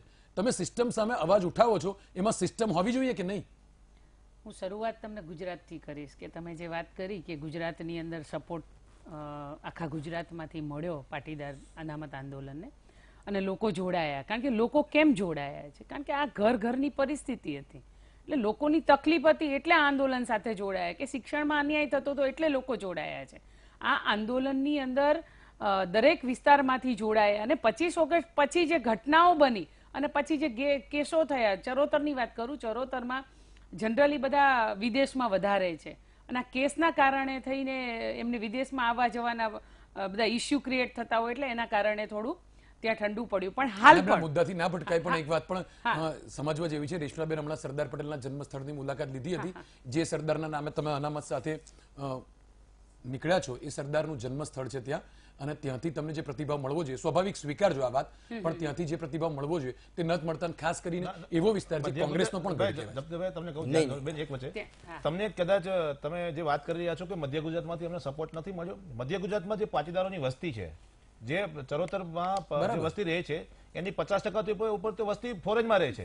બીજી વાત કે જે વસ્તી રહે છે એમાં તમને કદાચ ખબર છે કે અહીંયા જયારે 25 તારીખે જીએમડીસી ગ્રાઉન્ડની સભા હતી એના 4 દિવસ પહેલા કે 18 તારીખે બરોડામાં 2 લાખ લોકોની રેલી નીકળી હતી. બરાબર, તમે સાંભળજો. બરાબર. સરદાર પટેલ જે આણંદ છે, આણંદ અને સરદાર સાહેબના જન્મસ્થળ કરમસદ ઉપર પણ રેલીઓ નીકળી હતી, અને તીવ્રતા અને આક્રોશતા અને ઉગ્રતા એ દરેક જગ્યાએ અલગ અલગ સ્ટેપમાં ચાલતી હોય છે. પરંતુ માંગણીની વિરુદ્ધમાં જે લોકો નીકળ્યા હતા અથવા જે માંગણી વિરુદ્ધમાં હતા એ લોકો ક્યાંય પણ સક્સેસ નથી થયા. પછી એ લોકો સેકન્ડ ટાઈમ નીકળ્યા. મહેસાણામાં પણ પ્રદેશમાં લોકો બહુ લે છે, નહીં, ઘણા લોકો વસે છે. કહેવાની વાત એવી છે તમારા સમર્થનને કે તમારી સ્વાભાવિક ચર્ચા કરવા માંગુ છું કે શું સમાજમાં વસતા દરેક લોકોને આ આંદોલનની સમજણ હોય છે. અને મારે સાંભળો, આજે હું તમને કહું છું કે આંદોલનની પરિસ્થિતિ શું હોય છે, જરૂરિયાત હોય છે. આંદોલનની પરિસ્થિતિ જરૂરિયાત બરાબર છે. હા, જરૂરિયાત હોય છે. સમર્થન કરતા બી આંદોલનની પરિસ્થિતિ એવી હોય છે કે દાખલા તરીકે આજે અમારો લીડર અલ્પેશ કથિરિયા આંદોલન કરી રહ્યો છે, જેલમાં જાય છે, પોલીસ એને અત્યાચાર કરે છે. આજે તમે નહીં માનો 25 દિવસ થયા ગુજરાત હાઈકોર્ટમાં એનો કેસ સબમિટ કર્યો એને, અને રજિસ્ટ્રાર એનો નંબર નથી પાડતો. આથી વધારે લોકશાહીમાં ક્યાં તમે ગણન કરો? હવે આવી ટકરાવ સામે બધા લોકો ક્યારે લડી શકે? કયા લોકો લડી શકે? દરેક યુવાનની કે દરેક વ્યક્તિની કે દરેક પરિવારની આવી કેપેસિટી નથી હોતી. સ્વાભાવિક વાત છે. આજે તમે શું કહો છો કે અલ્પેશ કથિરિયાના જામીન અરજી પોલીસે જામીન રદ કરી નાખ્યા, સેશન કોર્ટમાંથી કરાવડાવ્યા, નામદાર કોર્ટે કાઢી નાખ્યા. હવે જે માણસ એનીથી ઉપલી કોર્ટમાં અરજી કરે છે, જે તાત્કાલિક અરજી હોય છે કે સેમ જે સાંભળવાની હોય છે, એનો નંબર આવ્યા પછી 23 દિવસ સુધી, આજે 23મો દિવસ છે કે જેની અરજીને રજિસ્ટરે નંબર નથી પાડ્યો. એ રજિસ્ટર ઉપર ફરિયાદ દાખલ કરવામાં આવી. પરમ દિવસે અમે અરજી કરી કોર્ટને કે સાહેબ અમારો શું વાંક છે કે અમારી ફરિયાદ નથી લેવામાં આવતી. એના પછીની જેટલા લોકો પક્ષ માંગી રહ્યા છે, આ એક અરજીના લીધે તમે વિચાર કરજો કે સરકારનું દબાણ કેટલું હોય છે કે આ એક અરજીના લીધે આજે બાકીની બધી અરજીઓના નંબર નથી પડી રહ્યા. કેટલા લોકોને ગુજરાતમાં ન્યાય મળવા માટે તકલીફ પડી રહી છે. એટલે જે લોકો રાજદ્રોહ ફરિયાદોમાં, તમને કહો અમારા લાખો યુવાનો હજી આજની તારીખમાં તારીખો ભરે છે, 2,000 રૂપિયા ફીના નથી હોતા, તારીખો ભરે છે. સરકાર છે ને દબાવવાના નૈતિક હિંમત છે બધા જોડે નથી. જાણો છો કે હાઈકોર્ટની ફી કેટલી હોય છે વકીલની એક મુદતની? એટલે એ બધું બહુ અઘરું પડતું હોય છે આંદોલનકારીઓને. ઠીક છે, અત્યારે સમય છે બ્રેકનો. બ્રેક પર જતા પહેલા એક વાત કહેવા માંગીશ. પાટીદાર અનામત આંદોલનમાં જે પણ તર્ક વિતર્ક પરિસ્થિતિ ઊભી થઈ છે, ગુર્જર નેતાઓ અને ગુર્જર આંદોલનમાં જોડાયેલા દરેક વ્યક્તિઓએ પણ આ સમજવાની જરૂર છે. આપણે આશા રાખીએ કે રાજસ્થાનમાં બેસેલા ગુજરાતીઓ ગુજરાતમાં બનેલા આ આંદોલન પાછળના જે પણ કારણો હતા અને જે પણ પરિસ્થિતિ ઊભી થઈ તે ગુર્જરો સુધી પહોંચાડે. આપણી સાથે જે પાટીદાર નેતાઓ ચર્ચા કરી રહ્યા છે તે ખૂબ સંવેદનશીલ બાબતો છે. આંદોલનમાં જોડાવ, આંદોલનને ઉગ્ર બનાવ અને ત્યારબાદ આંદોલનમાં ઊભી થયેલી પરિસ્થિતિનો સામનો કરવો એ પણ ખૂબ અઘરી બાબત છે. મહામંથનમાં સમય છે એક બ્રેકનો, લઈએ બ્રેક. મહામંથનમાં આપણે આજે ચર્ચા કરી રહ્યા છે રાજસ્થાનમાં જાટ આંદોલન જે શરૂ થયું છે તે શું ખરેખર કોઈ સરકાર પ્રેરિત છે કે ખરેખર કોઈ એક સમુદાય સમાજને આરક્ષણની જરૂર છે તેટલે તે હવે રેલવે પર ઉતર્યો છે? આપણી સાથે ચર્ચામાં પાટીદાર અગ્રણીઓ છે. આપણે તેમની સાથે ફરી એકવાર ચર્ચાનો દોર આગળ વધારીશું. રેશમાબેન, તમારી પાસે આવવા માંગીશ. તમે ભારતીય જનતા પાર્ટી સાથે જોડાઈ ગયા એ પહેલા તમે આંદોલન પણ ખૂબ તેજ બનાવવા મોટી ભૂમિકા ભજવી હતી. તમે આ રાજસ્થાનમાં ગુર્જરો જે આંદોલન કરી રહ્યા છે એમને કોઈ તમે એક મેસેજ આપવી અથવા આપણા દર્શક મિત્રોને કોઈ સમાચાર ના માધ્યમથી જણાવવા માંગશો કે આ આંદોલન કર્યા પછી વાસ્તવિકતા શું રહે છે? કેમ કે જે લોકો બિચારા શહીદ થાય છે એનાથી રાજકીય પક્ષોને ફાયદો થતો હોય, કોઈ પણ પક્ષ હોય. ધારો કે તમે હમણાં દિનેશભાઈ પણ કહેતા હતા કે સરકાર પ્રેરિત હોય, વિરોધ પક્ષ પ્રેરિત હોય કે ન હોય, પણ ખરેખર જે પરિણામ આવવું જોઈએ તે ન આવે ત્યારે કેટલાક લોકોને આના માટે શહીદી વોરવી પડે તેવું આપણે તો જોયું જ છે ગુજરાતમાં. તો રાજસ્થાનના ગુર્જરો જે કરી રહ્યા છે એની પરિસ્થિતિ શું ઊભી થશે એ પણ ખૂબ સંવેદનશીલ બાબત છે. જો હું આપને સ્પષ્ટ રૂપમાં જણાવી દઉં કે ગુજરાતના આંદોલન કરતા રાજસ્થાનનું આંદોલન એકદમ મેચ્યોર એટલે કે વધારે એને સદીઓ જોઈ છે કે સદીઓ મતલબ જે આપણે ક્રિકેટની સદીઓ મારતા હોય છે એ રીતે સમય પણ બેન, તોય હજુ એ લોકો પાટા પર છે. હું આપને એ જ કહું છું કે એણે ભાજપની સરકાર જોઈ, એમને કોંગ્રેસની સરકાર જોઈ, એમણે દરેક નેતાઓ જોયા છે. એટલે અહીંયા એના ઉદાહરણ ઉપરથી હું કહું છું, મારું ગુજરાતમાં તો આ મંતવ્ય હતું જ કે તમારે રાજકીય ભાગીદારી કરવી જ પડે. જો તમે એમ કહેતા હોય કે તમારું આંદોલન સામાજિક છે, 100% સામાજિક છે, પરંતુ બીજા તમારા માથા ઉપર રોટલીઓ શેકીને જાય છે અને પછી સરવાળે તમારે ફરી પાછું એ જ દંડા લઈને ઉભવાનું, એ જ ધ્વજ લઈને ઉભવાનું, એ જ પટરીઓ પર બેસવું પડે છે. એના કરતા તો બેટર છે કે તમે રાજકીય ભાગીદારી એવી રીતે કરો કે એ ભાગીદારી કરવા વાળો માણસ તમારા મુદ્દાને વળગીને રહે. આજે હું ગુજરાત લેવલે વાત કરું તો હું ઈચ્છીશ કે અલ્પેશ કથિરિયા ઇલેક્શન લડવી જોઈએ. હાર્દિક કે છે લડીશ, હું કહું છું લડીશ. આમાં બધાને જેને લડવી હોય એને ઇલેક્શન લડવી જોઈએ. તમને એવું લાગે છે કે ગુર્જરોએ પહેલા તમે જે વાત મોડેથી સમજ્યા પહેલેથી સમજીને પહેલા એ તમે ભલે મારા જોડે સહેમત ના, હું મારી વાત મૂકી દો પછી એનું કારણ તમને કહું, એનું કારણ કહું તમને કે જે રીતે અત્યારે હાર્દિકે કીધું ને કે અમારે સત્તામાં ભાગીદારી કરવી જોઈએ સમસ્યાઓના સમાધાન માટે, અત્યારે બોલવું પડ્યું. એના કરતા 17માં સમજી ગયા હોત ને સત્તામાં ભાગીદારી લીધી હોત, જે ઇનડાયરેક્ટલી લીધી એમ કરતા ડાયરેક્ટલી લેવી હતી. 17માં જાહેરાત નહોતી થઈ. એક મિનિટ બેન, એક મિનિટ મારી વાત સાંભળો. અહીંયા ક્રોસ કરવાની વાત જ નથી. આ પ્રેક્ટિકલ વસ્તુ છે. વાત આવે છે તો ઈબીસી પણ આજે સમજો બધા લોલીપોપ જ કહેશે. દિનેશભાઈ ના પાડે કે ઈબીસી તો સારું નહીં, અમારી ઈબીસી નહોતી, અમારી માંગ ઓબીસી નથી. સમજો આજ પણ મતાંતર છે. કહેવાનો મતલબ કે સંતોષ છે નહીં, માંગણીઓ જે પણ આપે તો એના કરતા બેટર છે કે તમે જે સોલ્યુશન લાવવા માટે સક્ષમ બનો. એટલે હું ગુર્જર સમાજને તમે જે મને મેસેજ આપવાનો કીધું, હું ચોક્કસ એટલો જ મેસેજ આપીશ કે તમે કેટલા વર્ષ સુધી આંદોલન કરશો? તમે 14 વર્ષથી આંદોલન કરી રહ્યા છો, છતાં પણ સોલ્યુશન નથી. તમે સરકારના અલગ સરકારના તમે ચહેરાઓ જોઈ ચૂક્યા છો, તો બેટર છે કે તમે તમારા આંદોલન સાથે જોડાયેલા લોકોને પ્રતિનિધિત્વ આપવાનો પ્રયાસ કરો. પરંતુ જે રીતે જી બોલો તમે જે કીધું ને એ વાતમાં હું સહમત છું કે લોકોને, સમાજના લોકોને પ્રતિનિધિત્વ કરવા જવું જોઈએ. ડેફિનેટલી એક દાખલો આપું તમને કે એક સંગઠન બને એટલે કે જે આંદોલનની ડિમાન્ડ કરે છે, ફોર એક્ઝામ્પલ સામાજિક માંગણીની એક પ્રતિનિધિત્વ કરતા 10 થી 15 લોકો મુખ્ય હોય છે ને એ લોકો માંગણી કરતા હોય છે. હવે સમાજને છે ને એ 15 લોકો ઉપર આશા હોય છે કે આ લોકો અમને બિન રાજકીય રીતે સમાજને નિર્ણય અપાવશે, ન્યાય અપાવશે. પરંતુ જયારે એ લોકો મુખ્ય લોકો જયારે કહેવાય ને કે તમારી જે તાકાત હતી ને એ તમે જે તે પાર્ટીને સોંપી દીધી. પછી કોંગ્રેસ હોય ભાજપ હોય એ 2 નંબરની વાત છે, પણ તમારી મુખ્ય તાકાત જે હોય છે, મુખ્ય ટીમ હોય છે એ તમે પાર્ટીશન કરી દીધા કે ભાઈ 5 જણા કોંગ્રેસમાં ગયા, 2 જણા ભાજપમાં ગયા, 2 જણા એની પોતાની સેલ્ફ રહ્યા. એટલે આ એક તાકાત તૂટે છે. પછી તમે પ્રતિનિધિત્વ એટલે આંદોલનની તીવ્રતા તૂટે અને તીવ્રતા તૂટે એટલે રાજકીય આના કરતા પણ એક સંવેદનશીલ મુદ્દો મારા મગજમાં આવે છે, આપણે એના ઉપર ચર્ચા કરીએ.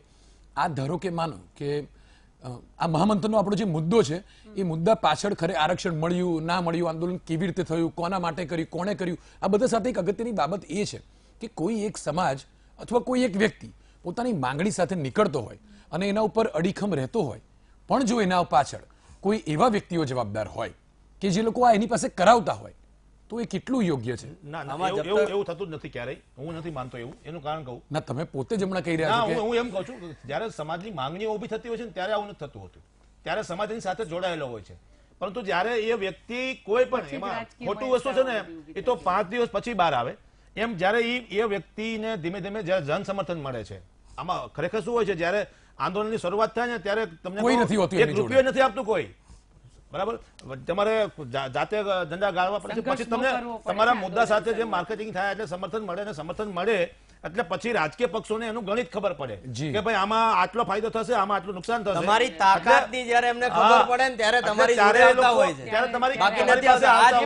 આજ જો તાજેતરનો તમને દાખલો આપી દઉં, ઊંઝા વિધાનસભા જે આશાબેને જે સમાજ સાથે સોદો કર્યો, 1972 પછી પહેલી વાર કોંગ્રેસ ત્યાં જીતી છે. આશાબેન પોતે ત્યાં સ્થાનિક સ્વરાજથી લઈ અને વિધાનસભા ઘણીવાર હારી ગયા. એની ભૂતકાળની વિધાનસભા 30,000 વોટે હારેલા છે અને આ વિધાનસભા 28,000 વોટે જીતે. એટલે ઊંઝામાં પહેલી વાર કોંગ્રેસ જીત્યું. કોંગ્રેસની રાજસ્થાનની કોંગ્રેસ સરકાર ગુર્જરોની પડખે ઊભી રહેશે 2019 લોકસભા પહેલા. ભાઈ એક જ વસ્તુ કહેવા માંગીશ કે જેમ શરૂઆતમાં કીધું, હું અત્યારે કહું છું, જ્યારે ગુજરાતની અંદર થયું ત્યારે આજ કોંગ્રેસ પાર્ટીએ કીધું હતું કે પાટીદાર સમાજની વાત વ્યાજબી છે. દિનેશભાઈ કીધું એ રીતે હું પણ એ સૂરમાં સૂર પુરાવું કે ક્યારે એમને અમારી માંગ સાથે અમારું સમર્થન કર્યું નથી. અમારી મુખ્ય માંગ હતી ઓબીસીમાં સમાવવાની. એવી જ રીતે રાજસ્થાનમાં ગુર્જરો ઓલરેડી ઓબીસીમાં છે જ, ત્યાં લગભગ 21% જેટલી મર્યાદા છે આના રિઝર્વેશનની, એમાં જે લોકો 5% અલગ માગી છે. એમની વાતને સમર્થન કોઈ પાર્ટીએ કર્યું નથી. હા, તમારા માટે સુધારો વધારો કરીશું, અમે પ્રયત્ન કરીશું, આના તે રાજકીય પાર્ટીઓ એ જ વાત કરે છે. કારણ કે જે સમાજની તાકાત ઊભી થતી હોય છે એ તાકાતનો રાજકીય પાર્ટી પોતે ક્યાંક સ્વાર્થ ખાટવાનો ઠીક છે પ્રયત્ન પૂર્વિનભાઈ, કરે. એટલે આ આ બે જ છેલ્લા વિષય પ્રશ્નો છે. બધા પાસે આવવા માંગીશ. બે છેલ્લા પ્રશ્નો. આ પ્રકારના કોઈ પણ આંદોલન ધારો કે થતા હોય અને એ આંદોલન હિંસક સ્વરૂપ લે છે, એ યોગ્ય છે? આ પહેલો પ્રશ્ન. આ બધા ટૂંકમાં એક એક કરીને જવાબ શું? પહેલા ગીતાબેન.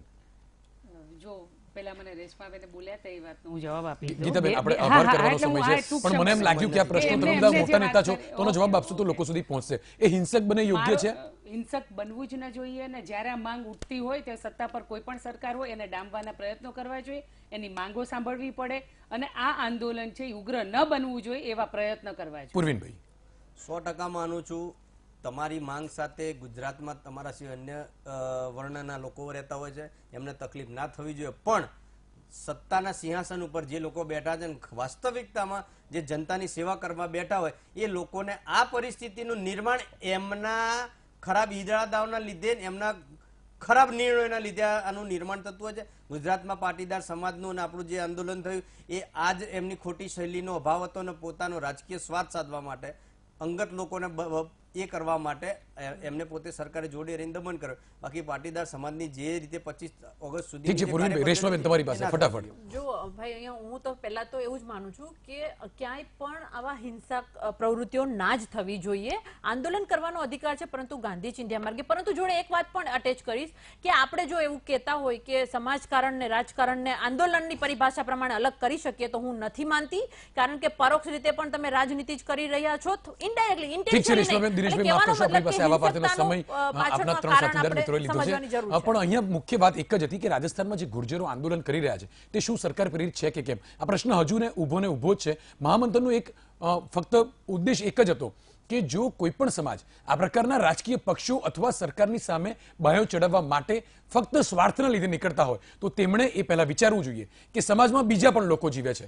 આપણા આ પ્રકારના આંદોલન પાછળ કોઈ અંગત વ્યક્તિઓનો સ્વાર્થ તો નથી ને, આ વિચારવું જોઈએ. પોતાના સ્વાર્થ માટે, પોતાની સુરક્ષા માટે દરેક સમાજે અવાજ ઉઠાવવો જરૂરી છે, પણ તેનાથી સિસ્ટમને તકલીફ ન થાય, સિસ્ટમમાં વસતા બીજા લોકોને તકલીફ ન થાય તે પણ સમજવું ખૂબ જરૂરી છે. મહામંથનમાં આજે બસ આટલું જ. આવતીકાલે નવા વિષય સાથે ફરી મળીશું. ત્યાં સુધી મને રજા આપશો. નમસ્કાર.